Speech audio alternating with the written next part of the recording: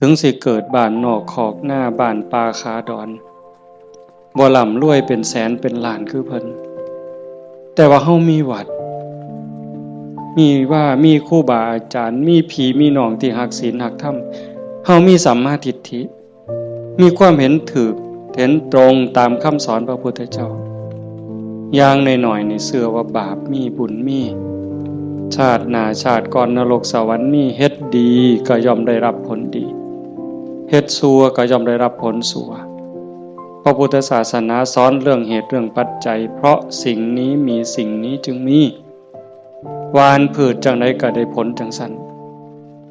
ผ่อนซ่อนเจ้าของภูมิใจในเจ้าของ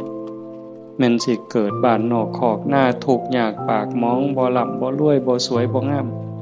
แต่เฮามีโอกาสได้เข้าวัดได้มีโอกาสปฏิบัติธรรม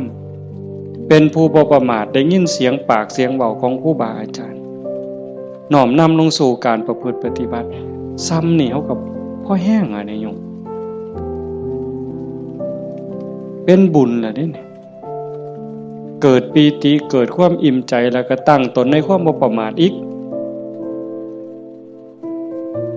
อันนี้หมายถึงบุญเฮ็ดปั๊บก็เกิดความสุขใจอิ่มใจปั๊บ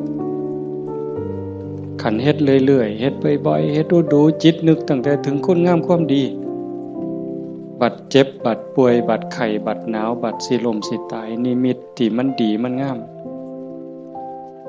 นำพาดวงจิตดับปุ๊บไปสู่สุคติขันมันเฮ็ดดูๆอันนี้หมายถึงดีเด้ให้ท่านรักษาศีลเจริญภาวนาเลี้ยงพ่อเลี้ยงแม่เขาวัดเขาว่าสร้างน้ำทำบุญมีจิตเอื้อเฟื้อเกื้อกูลขันมันเฮ็ดดูๆบ่อยๆจิตมันเที่ยวทางนี้ดูดอกมันก็ง่ายต่อการสิเกิดสิ่งเหล่านี้ในการจูงจิตไปสู่สุคติดับปุ๊บก็ไปสู่สวรรค์